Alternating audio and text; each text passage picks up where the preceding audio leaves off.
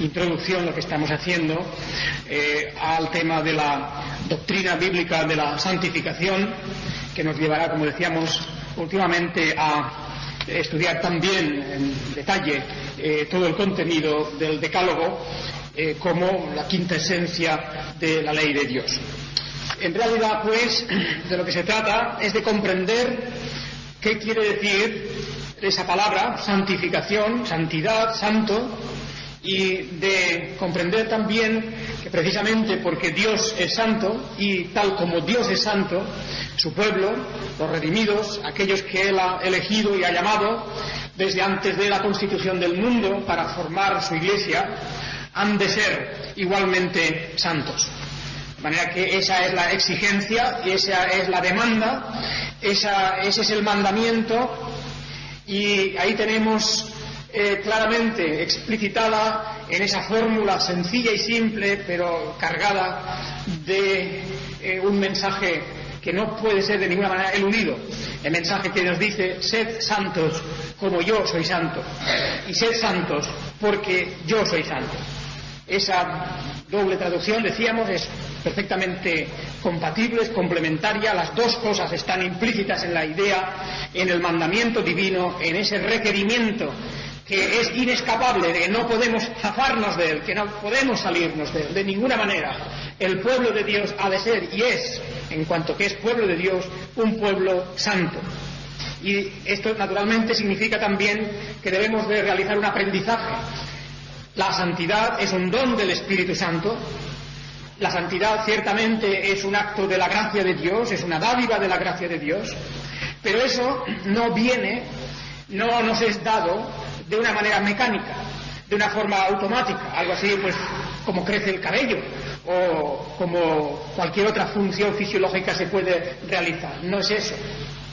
Es decir, no se trata de una operación, de un sistema del nuestro ser que actúa automáticamente, independiente de la voluntad.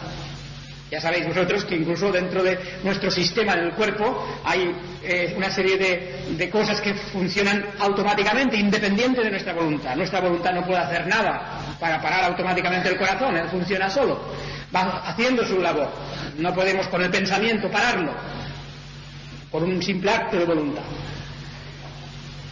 Hay otras cosas, sin embargo, que requieren el concurso de la voluntad. Debemos de realizar un proceso de pensamiento, de deseo, etcétera, para llegar a realizar un acto concreto en el que interviene la voluntad. Pues bien, lo que quiero decir es que en toda esta cuestión de la santificación no estamos ante una cuestión automática, ante un proceso mecánico, ante algo que más o menos se pudiera comparar a la vida vegetativa. Por el contrario, en todo esto hay una intervención clara, directa de la voluntad santificada, no de la voluntad carnal, no de la voluntad caída, no de la voluntad en su estado natural, sino de la voluntad de un redimido, de un regenerado, de la voluntad de alguien que ha pasado de muerte a vida. Sobre esa voluntad regenerada es donde va a actuar el Espíritu Santo, la palabra, y donde van a actuar todos los medios de gracia para llevarnos hacia un crecimiento y hacia una modelación cada día, cada vez más perfecta, conforme a la imagen de aquel que es nuestro modelo, que es nuestro Señor Jesucristo. De manera que quede claro que no podemos aceptar de ninguna manera teorías sobre la santificación de tipo mecanicista, automáticas, o algo así como si la santificación fuera una especie de lotería que le cae a quien sea. Hay en las Escrituras exigencias, demandas, mandamientos, hay un camino marcado, hay unas órdenes expresas, hay una serie de prohibiciones, hay una serie de estatutos y decretos que se nos dan como el camino que debemos seguir y andar. Y eso es lo que va a constituir el camino de santificación, que es la ley de Dios. De manera que, como muy bien dice Rushdoony, y vamos a mencionarlo mucho en los próximos estudios, este autor que ha estudiado muy a fondo el tema de la ley de Dios, La santificación es por medio de la ley. De la misma manera que cuando hablamos de la justificación estamos hablando de la gracia. No hay santificación aparte de la ley de Dios. No hay santificación aparte de una atenta consideración de la voluntad de Dios y de la absorción por nuestra voluntad de esa misma voluntad divina. De esa manera, de esa forma, es como realmente creceremos en santificación. De otra manera, queda la criatura abandonada al viento de sus propios deseos y concupiscencias, o de su propia razón, o de la deliberación que pueda hacer asimilando, por ejemplo, pues las tendencias del mundo que le rodea, o de las tradiciones que ha heredado, o de cualquier otro impulso de sus emociones. Ese no es el camino de la santificación. Nada de todo eso es aceptable delante de la palabra de Dios, sino que cuando leemos las Escrituras, y eso lo estamos viendo sobre todo constantemente en el Salmo 119, y el Salmo 119 será un texto especialmente considerado más adelante en relación con este tema, porque la santificación es producida por la obra del Espíritu Santo en relación con la ley de Dios, y no aparte de la ley de Dios. De manera que definíamos, el domingo pasado, si no recuerdo mal, las últimas palabras era para dar algo así como una definición de santificación que puede ser encontrada en cualquier manual y en cualquier texto teológico cristiano. Una posible definición. Y con esto no decimos que le ponemos límites o barreras a la obra de la santificación, sino simplemente va a tener una idea aproximada. Es una obra del Espíritu Santo, en primer lugar hemos dicho, puesto que aparte del Espíritu Santo no puede producirse santificación. Pero insisto que esto no es, ni puede ser interpretado como algo que a veces se produce, a veces no, o que si Dios quiere, o si Dios no quiere, o cosas de ese estilo. Dios no obra caprichosamente, Dios no obra de una manera arbitraria, Dios no obra según las ideas de los hombres, sino que, como Él ha elegido a un pueblo, a todo un pueblo, a ese pueblo Dios lo santifica. De manera que de la misma manera que podemos decir claramente que hay una serie de señales que solamente se producen en los elegidos, como por ejemplo la presencia de la fe, la presencia de la creencia de la fe y confianza en la Escritura en concreto, y que no se produce en otras personas más que en los elegidos, también hemos de decir que la santificación es una señal que han de tener todos los redimidos, todos, sin excepción,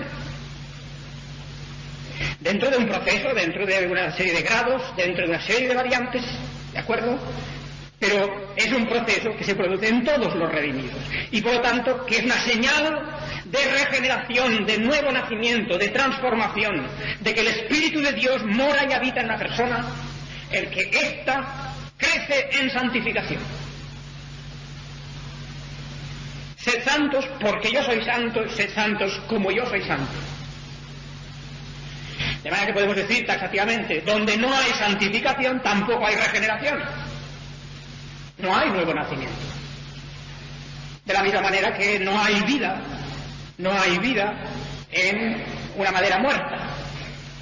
No hay vida en algo que tenga la forma o la apariencia de algo, pero que en realidad está desconectado totalmente del principio motor, de la savia que le vaya a producir el fruto.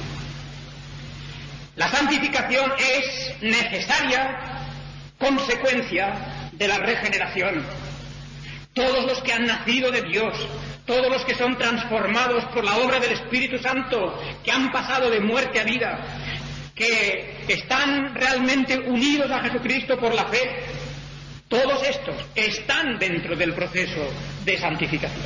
Un proceso que no se detiene, que no para, que no se congela, que no vuelve atrás realmente. Es un proceso que va adelante, Es un proceso en el cual se producen ciertamente momentos de crisis, momentos de dificultad, no hay duda que sí, porque luchamos contra fuerzas tremendas, fuerzas poderosísimas, las de nuestra propia naturaleza carnal, pero es un proceso que se produce necesariamente en todos los redimidos, sin excepción. Por lo tanto, decíamos, es una obra del Espíritu Santo mediante la cual se mantiene y fortalece aquella santa disposición impartida en la regeneración. Se mantiene y se fortalece la disposición de santidad, la actitud hacia la santidad que fue impartida en la regeneración de una persona. Es evidente que el misterio profundo que significa la regeneración, el nuevo nacimiento, está pues en la base de todo ello. Ese nuevo nacimiento que se produce en las personas de diversas formas y maneras, pero que al final va a concluir a lo mismo. Significa que una criatura, una persona que nace con una naturaleza totalmente volcada hacia el mal, ha sido convertida por el efecto de la palabra de Dios, convertida a Dios y por lo tanto regenerada en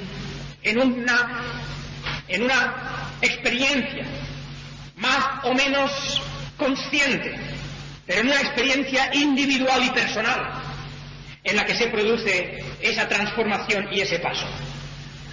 Y digo más o menos consciente, pues que hay personas que porque han nacido tal vez en el círculo de una familia cristiana, han recibido la señal del pacto, han sido instruidas, han ido creciendo dentro de ese conocimiento y, sin ser ellas mismas conscientes, han pasado de una situación de no regenerados a una situación de regenerados. No es necesario que se produzca un cambio brusco o dramático. La cuestión es de si en un momento dado de la vida uno llega a ser consciente de que por encima de todas las cosas ama la ley de Dios, ama las cosas de Dios y está dispuesto a seguir el camino que Dios ha marcado a través de su palabra. Esa regeneración es, por lo tanto, la base. En todos los regenerados se mantiene y se fortalece la santa disposición, la disposición hacia la santidad, hacia ser conformados o moldeados de acuerdo con el carácter de nuestro propio Redentor y de acuerdo con la ley que el Señor ha declarado y ha revelado. Y todo eso es una obra del Espíritu Santo. Es una obra del Espíritu Santo en la cual nosotros estamos involucrados, en la cual estamos nosotros participando, porque la obra de santificación, insisto, es una obra que no es de carácter mecánico o vegetativo, sino que es algo en lo que participa plenamente nuestra voluntad y de una manera consciente. Hay, por lo tanto, implicaciones en esta definición, hay implicaciones muy claras. Lo primero es lo que hemos dicho ya, que al nacer de nuevo, en su regeneración, sea como sea que haya sucedido, consciente o inconsciente, brusca o de una manera paulatina, sea a través de una experiencia dramática, profunda, o sea de una manera suave. El caso es que en la regeneración el cristiano ha recibido una semilla, diríamos, un principio de santidad que va a gobernar, a dirigir y a controlar su mente, sus emociones, su ser entero. Y al mismo tiempo, esa simiente, esa semilla, ese principio de santidad va a coexistir, va a vivir juntamente con las tendencias malignas de nuestra naturaleza, que no desaparecen completamente a lo largo de nuestra vida. Es evidente que así, de esa manera, se nos plantea el tema y vemos por diversas manifestaciones y por diversas frases declaraciones bíblicas que es así.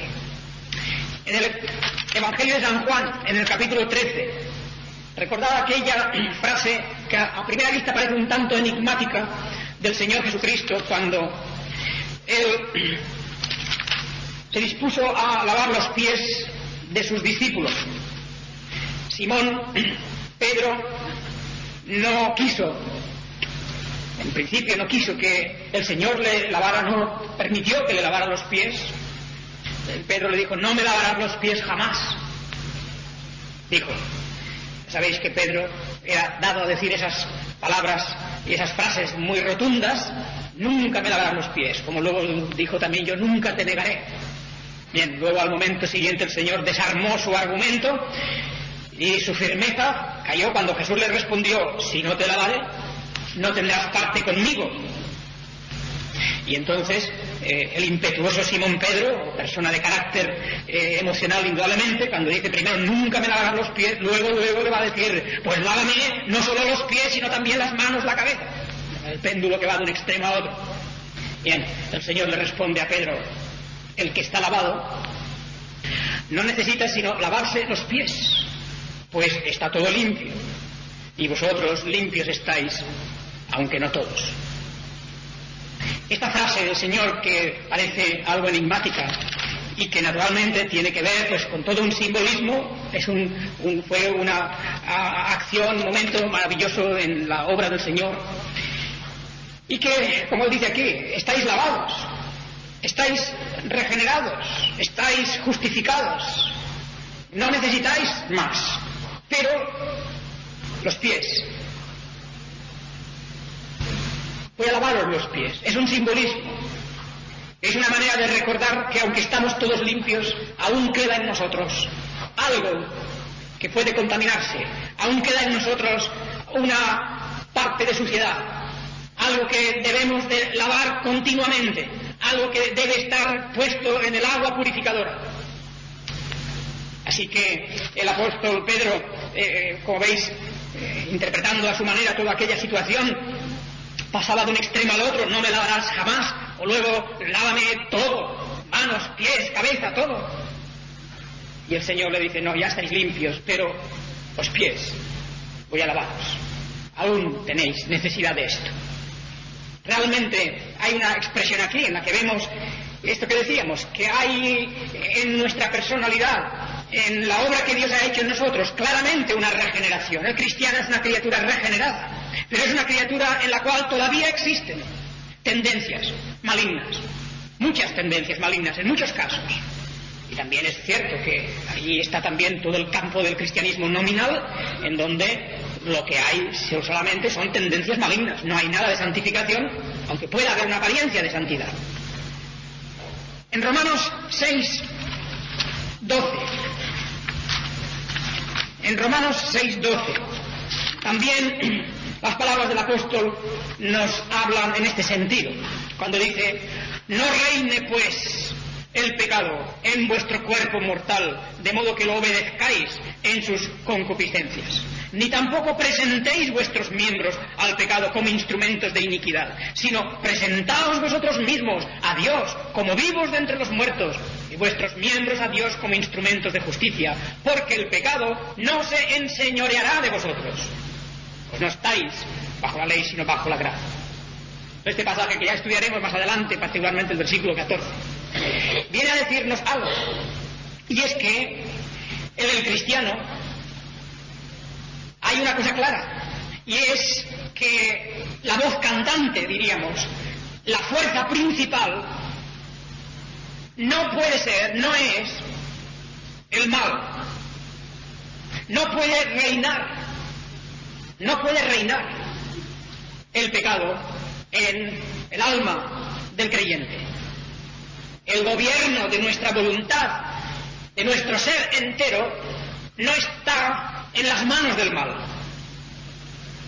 El gobierno de nuestra personalidad es el gobierno de la gracia de Dios, es el gobierno del Espíritu Santo. De manera que, por lo tanto, no reine el pecado en vuestro cuerpo mortal. Y no le obedezcáis, ni presentéis vuestros miembros. Y todo esto, fijaos que está dado en forma de exhortación, de mandamiento, para mover nuestra voluntad, para impulsar nuestro ánimo, para hacernos ver que no se trata esto de la santificación o de la lucha contra el mal, de una cosa que se produce al margen de nuestra participación o de nuestro esfuerzo y voluntad. No se produce al margen. Se produce dentro de nuestra lucha, de nuestra involucración en todo esto. Repito que esto no es como el cabello que crece, que no es como las uñas que crecen solas, que la santificación no es un proceso vegetativo. No lo es.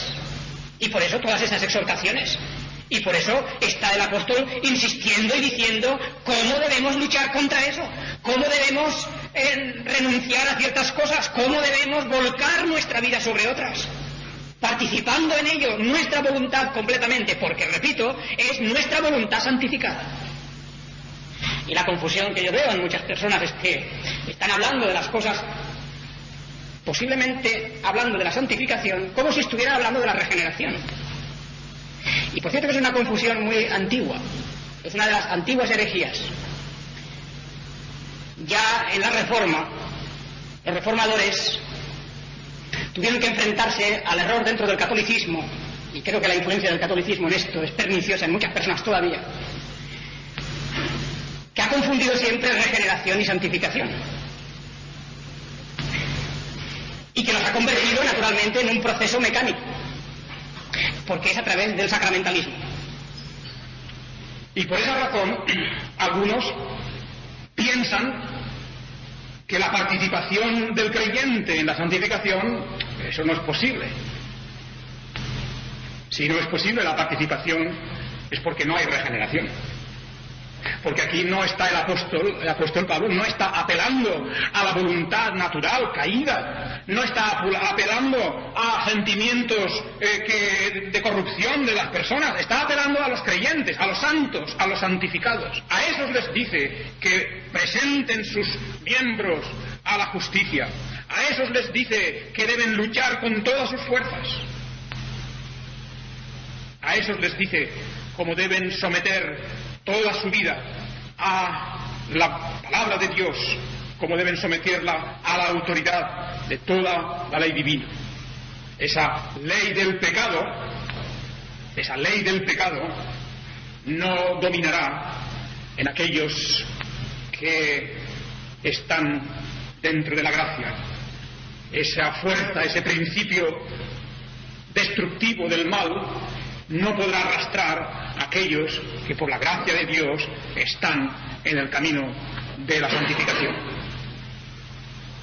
Así pues,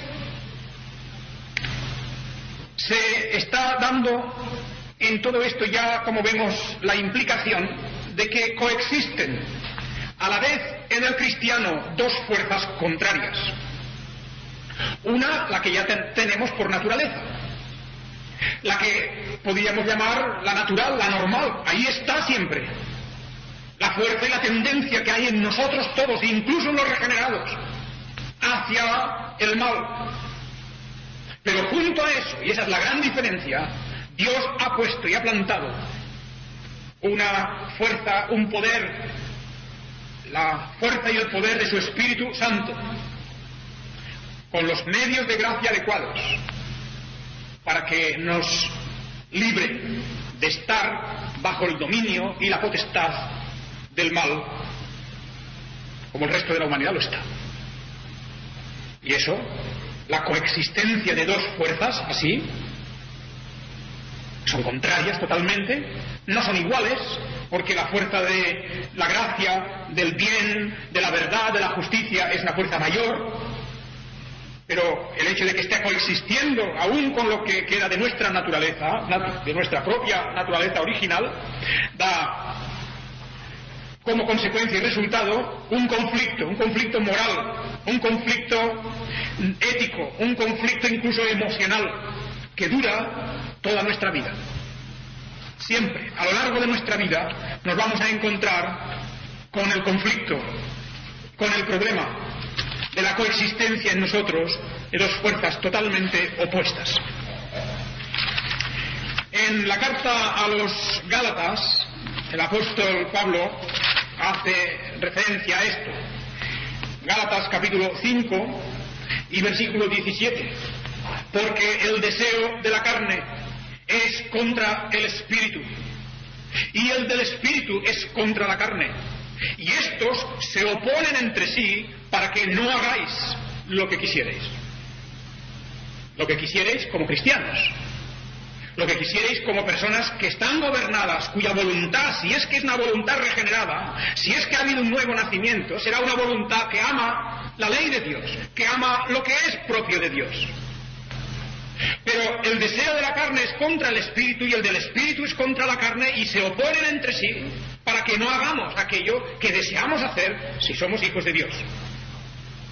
Pero es esto lo importante: estemos guiados por la palabra de Dios, por la palabra regeneradora del Señor. En Efesios, también en Efesios capítulo 4, versículo 22 y versículos 23, el apóstol dice: en cuanto a la pasada manera de vivir, despojaos del viejo hombre que está viciado conforme a los deseos engañosos, y renovaos en el espíritu de vuestra mente, y vestíos del nuevo hombre, creado según Dios en la justicia y santidad de la verdad.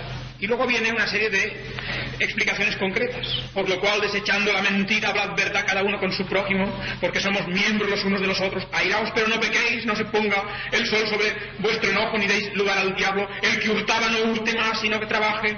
Ninguna palabra corrompida salga, etcétera. Toda una serie de advertencias, todas ellas en conformidad con la ley de Dios, por cierto. Naturalmente que sí, porque esa es la que tiene que gobernar nuestra conducta.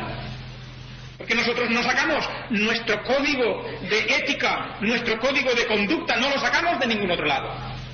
No podemos sacarlo de ninguna parte más que de la Escritura, de la palabra de Dios y concretamente de la ley de Dios, que es la que gobierna y ordena nuestros pasos.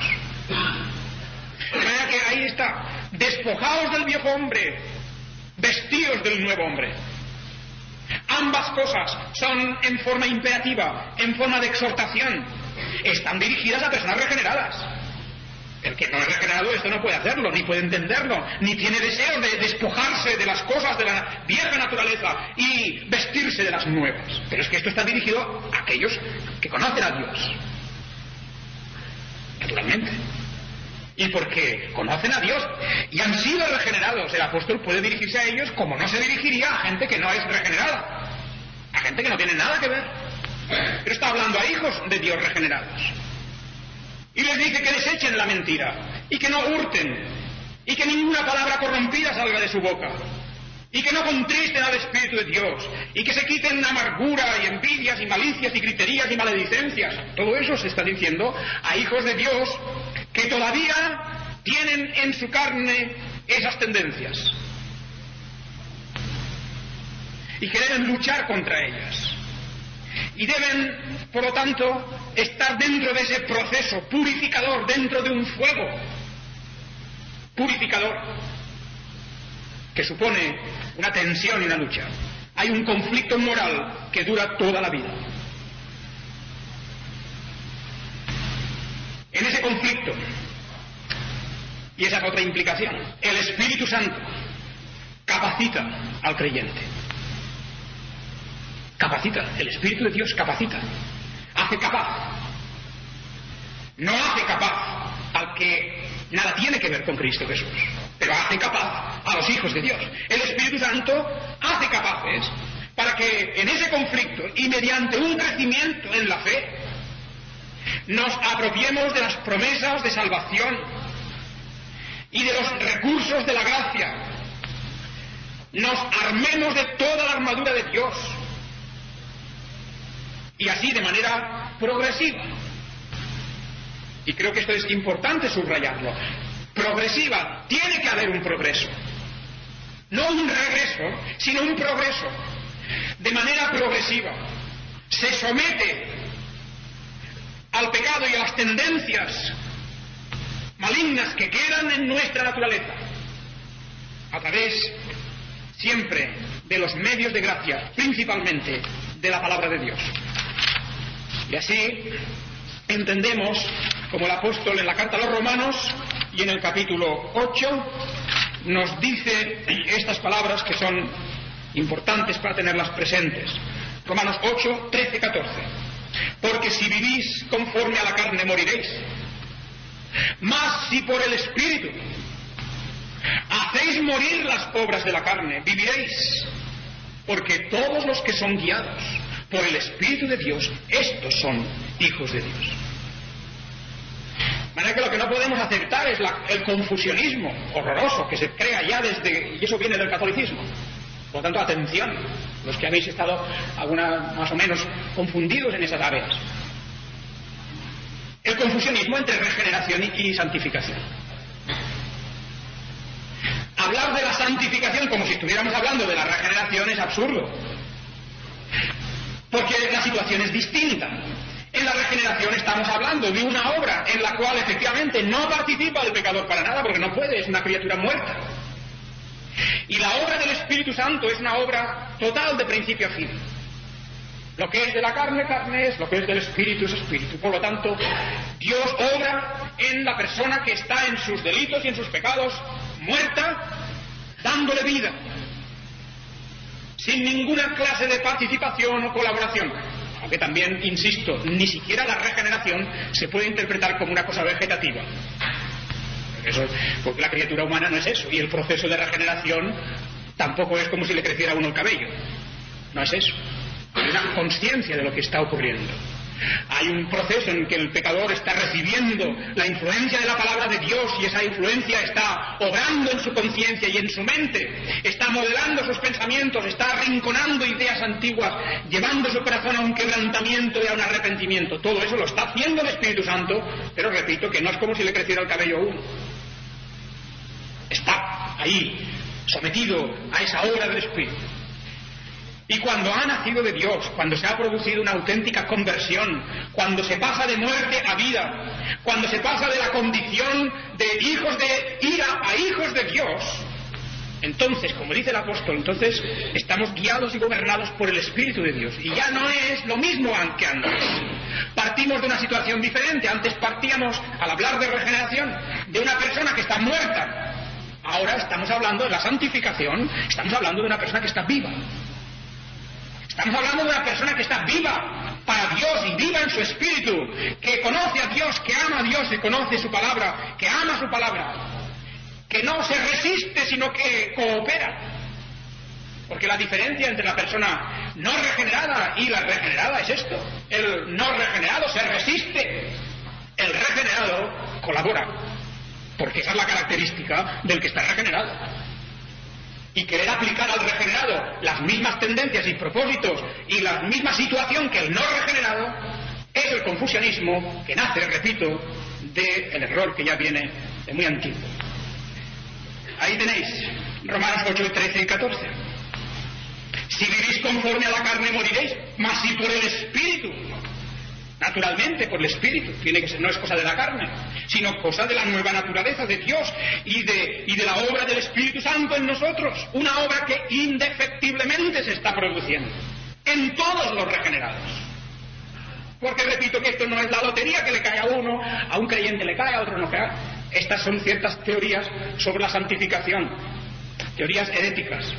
Los de la doble santificación, los de la doble experiencia, etcétera, todo eso de que hay dos categorías de cristianos, unos que son más santificados, otros que nunca han vivido la experiencia, todas esas cosas están ahí, confusionismo, y de una manera entremezclada en algunos, indudablemente conduce a una situación de esterilidad espiritual y de falta de fruto. Ahí tenemos en palabras del apóstol a lo que se nos exhorta. En 1 Corintios 6:11 dice también así: y esto erais algunos ladrones, avaros, el versículo anterior, ladrones, avaros, borrachos, maldicientes, estafadores, todos estos dices, no heredarán. Estos no heredarán al reino de Dios. Esto erais algunos, mas ya habéis sido lavados. 6:11. Ya habéis sido lavados, ya habéis sido santificados, ya habéis sido justificados en el nombre del Señor Jesús y por el Espíritu de nuestro Dios. Y por eso el apóstol va a hacer una serie de exhortaciones a continuación. En el versículo 18, huid de la fornicación, por ejemplo. Y una serie de expresiones que van a venir más adelante en los capítulos que le siguen. Ya habéis sido lavados, ya habéis sido santificados, ya habéis sido justificados. Y cuando dice santificados quiere decir en el sentido no de que el proceso se haya ya terminado, sino de que habéis sido ya apartados o separados. Dios os ha apartado o separado. Sois un pueblo que está aparte del resto de la humanidad. Y por eso los injustos no heredarán al reino. Ni los fornicarios, ni los idólatras, ni los adúlteros, ni los afeminados, ni los que se echan con varones, ni ladrones, avaros. Y está mencionando cosas muy concretas. Y esta es una de las cosas magníficas en la palabra de Dios, y cuando estudiemos la ley veremos cómo hemos de ir a considerar cosas muy concretas. Nada de una santidad, así una especie de cosa teórica. Ahí, no, cosas muy concretas. Habla de avaros, habla de fornicarios, de idólatras, de adúlteros, de afeminados, de ladrones, cosas determinantes que son contra la ley de Dios, por lo tanto lo contrario de la santidad. En Santiago 1:26, volvemos otra vez a encontrarnos palabras interesantes. Cuando dice aquí, si alguno se cree religioso entre vosotros y no refrena su lengua, sino que engaña su corazón, la religión del tal es vana. Hay dos implicaciones. Una, un pecado concreto mencionado, porque hay pecados concretos, no solamente el pecado en general. Cuando se habla del pecado en general, es para no ir a parar a nada concreto. Y es un poco pues para salirse por la tangente de las cosas, cuando la Escritura, cuando habla del pecado, aunque hable del pecado como una fuerza, como un principio del mal, como una tendencia y como un estado de la naturaleza, también habla del pecado como cosas concretas. Hay pecados, además de pecado. Sí, hay pecados. Claro que sí. Solo faltaría que no. Es una forma de hablar del pecado en general a veces, para no ir a sujetarse a nada en concreto, y para que cada uno pueda tener así la total libertad de hacer como su voluntad le indique. Pues no, el apóstol aquí nos habla de algo concreto con lo cual tenemos que luchar, contra lo cual tenemos que luchar. Si no refrena su lengua, entonces se engaña y su religión es vana. Y ahí pues la implicación. Nosotros debemos pues seguir haciendo morir, siguiendo en una lucha y en un proceso real y auténtico de combate. Y no podemos aceptar una interpretación del cristianismo de una especie de siesta en la que uno pues no hace nada y está tranquilamente esperando que le vengan todas, que le caiga la lotería. Nada de eso. El apóstol nos hablará de cómo mortifica su carne, de cómo lucha contra ello, de cómo se esfuerza, de cómo agoniza contra todo lo que hay en él de mal y cómo está buscando lo que es el bien, contra todas las tendencias erróneas que hay en su mente y en su carne, y cómo debe todo eso someterse y gobernarse y dominarse por la fuerza de la palabra de Dios y de la obra del Espíritu Santo.